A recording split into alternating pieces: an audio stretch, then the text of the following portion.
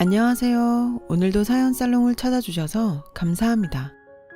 환갑을 앞둔 아줌마예요. 마라톤이 시작되면 좋든 싫든 끝까지 달려야 하는 것처럼 인생도 태어난 이상 끝까지 살아야 하잖아요. 그런데 그게 쉬운 일이 아니더라고요. 이제는 살아갈 날보다 살아온 날이 많은 저는 요즘 들어 내가 인생을 제대로 살았나 되짚어 보게 됩니다. 돌이켜 생각해보면 제 인생의 절반은 아들을 위해 살았던 것 같아요. 아들은 내게 있어 존재의 이유이자 내 인생 전부였거든요. 제 결혼 생활은 순탄치 않았어요. 정확히는 동거라고 해야겠네요. 남편에게는 가정이 있었거든요. 그 사실을 몰랐던 저는 혼인신고도 하기 전에 아들을 낳았고 얼마 뒤 집으로 찾아온 남편의 본처를 통해 뒤늦게 남편이 가정이 있는 남자라는 사실을 알게 됐어요. 그저 평범한 가정에서 필부필부로 살아가고자 했던 제 꿈이 산산조각이 나는 순간이었죠. 본처 앞에서 저는 그저 파렴치한 내연녀일 뿐이었으니까요. 몰랐다는 뻔한 거짓말은 집어치워. 너처럼 부모도 없고 가진 것도 없는 년을 내 남편이 왜 만나겠어. 네가 돈 보고 덤벼든 게 뻔하지. 애는 내가 키워줄 테니 넌 떠나. 애를 데려가겠다는 말을 들은 순간 결심했어요. 내 아이와 함께 당장 이곳에서 도망쳐야겠다고요. 그래서 3, 7일도 안 된 아이를 안고 그 길로 도망쳐 나왔어요. 저에겐 이럴 때 힘이 되어줄 친정도 없고 나와 내 아이를 받아줄 곳은 세상 어디에도 없었어요. 그래서 무작정 밤기차를 타고 서울에서 가장 먼 곳으로 떠났죠. 그렇게 도착한 곳이 부산이었어요. 나무를 숨기려거든 숲으로 가라는 말처럼 사람들로 북적이는 대도시로 가야 들키지 않을 것 같았거든요. 동도 트기 전 도착한 부산역 주변은 한산하다 못해 을씨년스러웠어요. 마치 우리 모자의 앞날처럼 말이에요. 부산역 뒤로 길게 늘어선 모텔 거리를 따라 한참을 걸었어요. 그렇게 찾아 들어간 싸구려 여인숙에 짐을 풀고 아이를 눕힐 수 있었죠. 세상 모르고 새근새근 잠든 아이를 보니 그렇게 눈물이 흐르더라고요. 너는 어쩌다 하고 많은 부모 중에 이 못난 어미를 만나 고생이니 앞으로 평생 애비 없는 자식으로 살아야 할 텐데 불쌍해서 어째. 차마 입 밖으로 내지도 못하고 속으로 되냐며 한참을 울었어요. 아침이 되자 주인 할머니가 방문을 두드리곤 방 안으로 밥상을 밀어 넣어 주었어요. 뭐라도 먹어야 젖이 돌지 않겠냐고 하시면서요. 도다리가 들어간 미역국에 밥을 말아 한술 뜨려는데 내 처지가 한심해서 눈물이 나는 거예요. 미역국을 먹는 건지 눈물을 먹는 건지 꾸역꾸역 입에 숟가락으로 떠 넣었어요. 주인 할머니는 그런 제 모습을 애처롭게 바라보셨죠. 사정이야 어쨌건 아는 키워야 하지 않겠나. 다 묻고 문 앞에 내놔라. 경상도 특유의 무뚝뚝함 뒤에 담긴 따뜻한 마음 덕분에 저는 매 끼니마다 주인 할머니의 미역국을 먹으며 아들에게 젖을 물릴 수 있었어요. 이후에도 주인 할머니는 여인숙에서 아이를 키우며 살 수 있게 돈벌이가 되는 일감도 가져다 주시고 여러모로 우리 모자를 도와주셨어요. 할머니는 사고로 일찍 세상을 떠난 아들 내외가 남긴 어린 손자와 함께 살고 계셨는데 아이는 엄마 정이 그리워서 그런가 저를 곧잘 따랐어요. 제가 아들에게 젖을 물리고 있으면 방에 들어와 한참을 바라보곤 했죠. 어린아이의 눈빛이 어찌나 쓸쓸해 보이던지 제 마음이 다 뭉클했어요. 그래서 더 정이 갔는지도 모르겠네요. 전 눈이 침침한 할머니를 대신해 아이의 손톱도 깎아주고 바가지를 씌우곤 앞머리를 잘라주곤 했죠. 목욕탕에 갈 때도 데리고 가서 때도 밀어주고 때때로 떡볶이며 김밥도 만들어 먹였어요. 아이는 그런 제게 정이 많이 들었는지 어디를 가든 꼭 졸졸 따라다녔죠. 모르는 사람이 보면 제 아들인 줄 착각할 정도였어요. 그러던 어느 날이었어요. 늦은 밤 주인 할머니가 제 방으로 찾아오셨더라고요. 평소와 달리 한참을 망설이시다가 입술을 달착거리며 어렵게 부탁을 하셨어요. 네? 학부모 상담을 대신 가달라고요?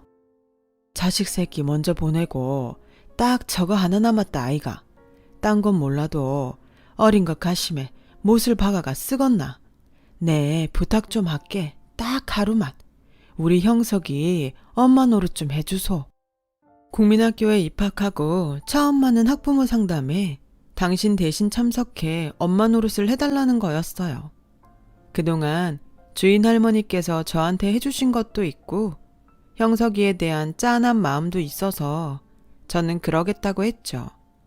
난생 처음 해보는 담임선생님 상담에 왠지 긴장이 되더라고요. 혹시나 실수를 하지는 않을까? 가짜 엄마인 게 탄로나면 어쩌나 걱정을 하면서 교실로 들어갔어요. 그런데 그런 저를 보더니 형석이가 엄마!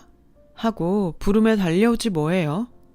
순간 당황했지만 티를 낼 순 없었어요. 형석이가 반 아이들을 향해 큰 소리로 이렇게 말했거든요. 너희들 잘 봤제? 우리 엄마다. 나 고아 아니라고. 제 손을 꼭 잡고 악을 쓰듯 소리치는 아이를 보니 제 어린 시절이 떠올라 오늘만큼은 진짜 형석이 엄마가 되어야겠다고 생각했어요.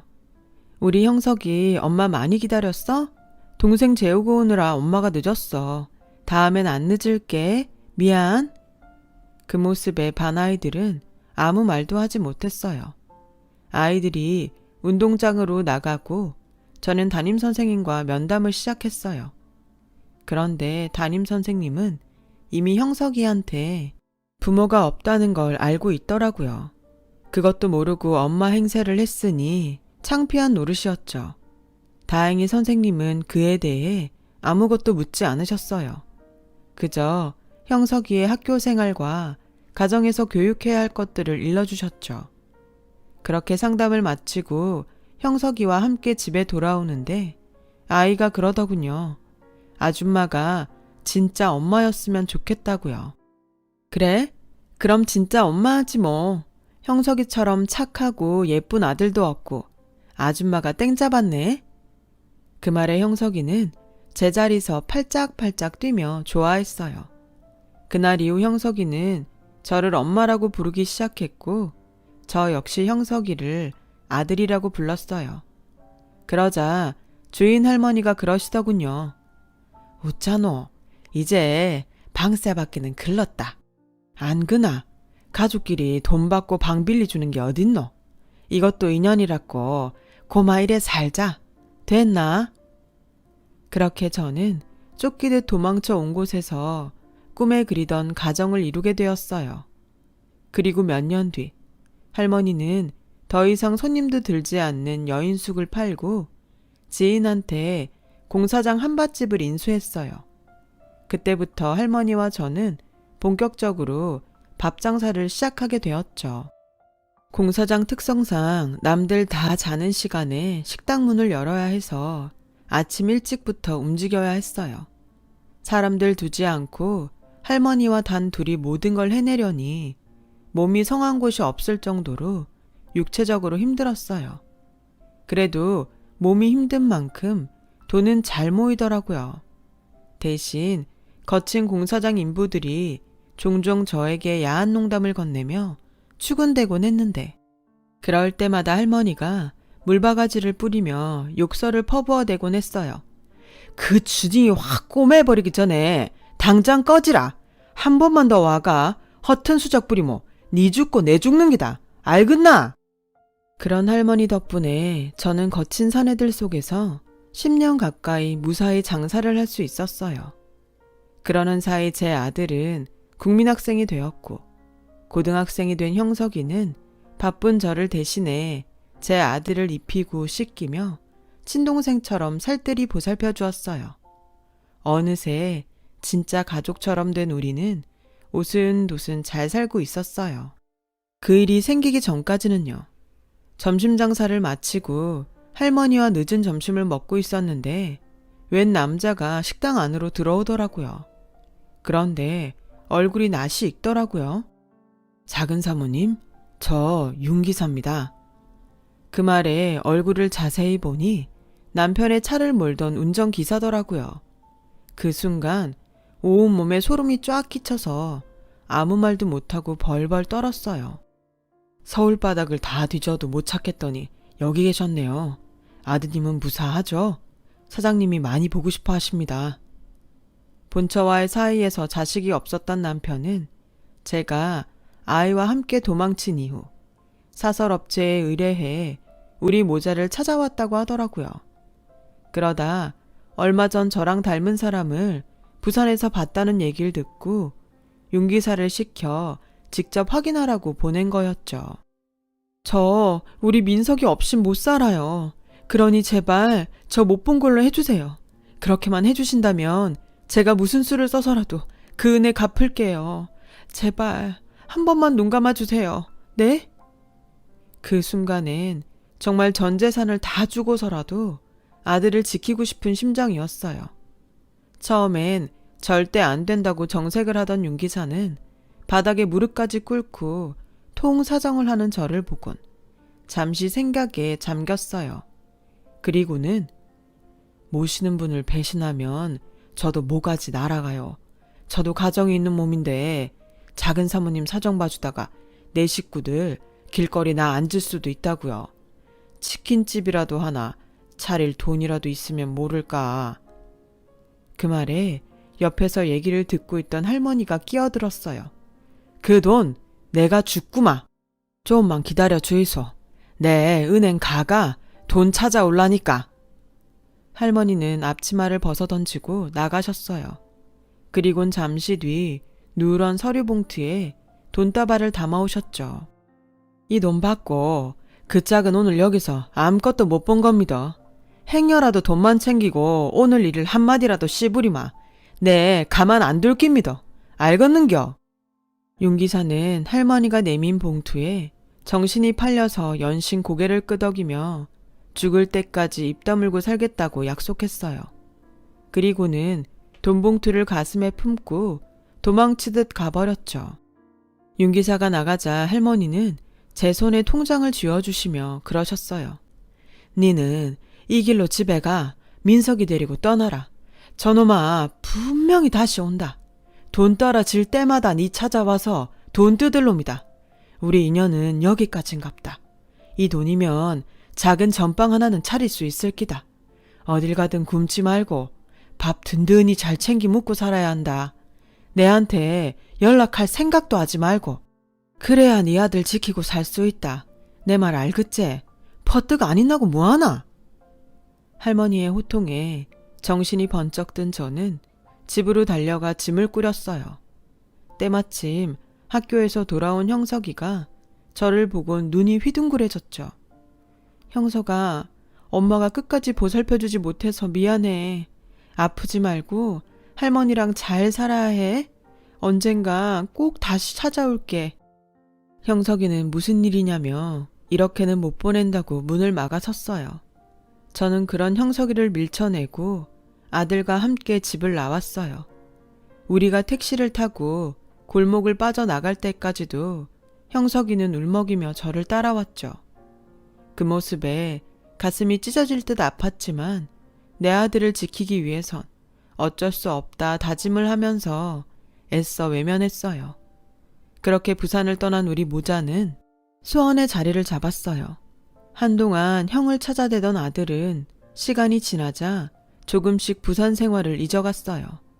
할머니가 주신 돈으로 안채가 딸린 분식집을 차린 저는 아들과 먹고 살기 위해 모든 걸 잊고 살기로 했죠. 가족의 따스함을 모르고 살았을 때는 몰랐지만 이미 경험한 이상 그 허전함은 이루 말할 수가 없더군요. 공사장 인부들 틈바구니에서 오랜 시간 버틸 수 있었던 것도 다 할머니의 그늘 덕분이란 걸 뼈저리게 느낄 수 있었으니까요. 더는 취객으로부터 저를 보호해줄 사람도 없고 저 대신 아들을 돌봐줄 사람도 없었어요. 그 모든 게 온전히 제 몫이 된 거예요. 기댈 곳 하나 없이 말이죠. 그래서 정신없이 살다 보니 어느새 아들은 훌쩍 자라 고등학생이 됐어요. 자식도 자라면 남이라더니 머리가 큰 아들은 밖으로만 돌았어요. 하나뿐인 가족인 엄마보다는 친구가 우선인 아이가 되었죠.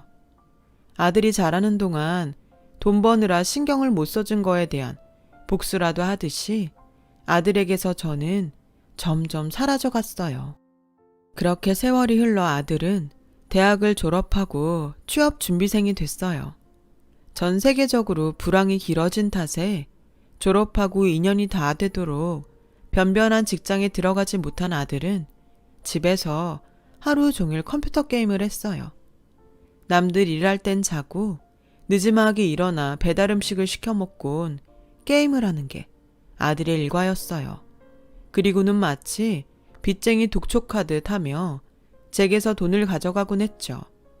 뭔가 단단히 잘못됐다고 생각했지만 관계를 돌리기엔 이미 너무 멀리 온 것 같았어요. 그 무렵 저는 오랜 시간 육체노동을 해온 탓에 관절염이 심해져 젓가락도 제대로 쥘 수 없는 상태가 됐어요. 거기다 간에 무리가 갔는지 황달 증세도 심하고 조금만 움직여도 금세 지치고 까부라지기 일쑤였죠. 그래서 더 이상 가게를 운영할 수 없게 되었어요. 그러다 보니 수입이 없어 가게세도 밀리고 생활이 말이 아니었어요. 그러니 병원에 갈 생각도 못했고요. 상황이 이러니 돈 때문에 아들과 다투는 날이 잦아졌어요. 그러던 어느 날 아들이 불쑥 지 친부 얘기를 묻더군요. 자라면서 단 한 번도 지 아빠에 대해 묻지 않았던 애였기에 그래도 핏줄은 땡기나 싶어 솔직히 얘기해 주었어요. 그런데 아들한테 꿍꿍이가 있을 줄 누가 알았겠어요. 얼마 뒤 아들이 짐을 챙겨 집을 나가겠다고 하더라고요. 앞으로 친부와 함께 살겠다면서요. 그러게, 처음부터 날 아빠한테 보냈으면 이런 집구석에서 지질이 궁상은 안 떨고 살았을 거 아냐? 엄마가 나 안 보낸다고 도망친 거라며. 왜 나한테 물어보지도 않고 엄마 맘대로 결정을 해? 엄마가 뭔데? 그랬으면 제대로라도 키웠어야지. 지금까지 엄마 때문에 내가 얼마나 쪽팔리게 살았는지 알아? 남들 다 가는 유학도 못 가고 이력서에 스펙도 한 줄 못 넣었어. 이게 누구 탓이겠어? 엄마 탓이라고. 잘 사는 아빠가 있는데 내가 왜 이 지랄로 살아야 했겠냐고. 다 필요 없어. 나 앞으론 아빠 아들로 떵떵거리고 살 거야. 회사도 물려받고 그동안 못 입고 못 쓰고 산 한 다 풀 거라고. 그러니까 나 찾을 생각하지 마. 내 인생 망치지 말라고. 지금 그걸 말이라고 해? 이 엄마가 누구 때문에 지금껏 이러고 살았는데 네가 어떻게 엄마한테 이럴 수가 있어? 너 내 아들 맞니? 내 아들 맞냐고. 난 널 첩자식으로 눈치 보고 살게 하고 싶진 않았어. 그것뿐이야. 전 재산을 주고 널 지킨 거 한 번도 후회한 적 없었다고. 그래도 가겠다면 네 마음대로 해. 누가 나보고 첩자식이래. 엄마는 그 집에서 첩인지 몰라도 난 엄연히 그 집 종손이야. 엄마 쫓아고 나 데리고 도망친 거면서 변명이 너무 궁색한 거 아니야? 암튼 엄마랑은 더는 못 살겠으니까 앞으로 나한테 엉겨붙을 생각도 마. 아들은 그렇게 집을 나갔어요. 지난 27년 세월이 한순간에 쓰레기통에 처박히는 기분이었어요. 더 살 이유도 없고 살고 싶은 마음도 없었어요. 그래서 식음을 전폐하고 캄캄한 방 안에서 며칠을 보냈어요. 그러다 정신을 잃었고 눈을 떠보니 병원 응급실이더군요.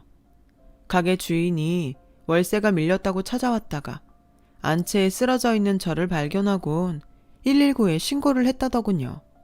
솔직한 심정으로 차라리 죽게 놔두지 뭐하러 고생을 했나 싶었어요.